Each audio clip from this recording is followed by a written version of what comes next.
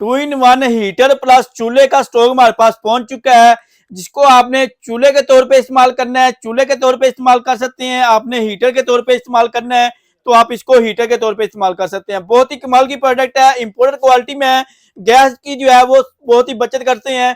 ये तकरीबन जो है 60% 65% जो है गैस की सेविंग करते हैं। आपने इसके ऊपर खाना बनाना है, खाना बना सकते हैं। आपने इसके ऊपर जो है अगर आपने रूम गर्म करने के लिए या हीटर के तौर पे इस्तेमाल करना है तो आप इसको हीटर के तौर पे भी इस्तेमाल कर सकते हैं। यहाँ से जो है आप इसको कंट्रोल कर सकते हैं।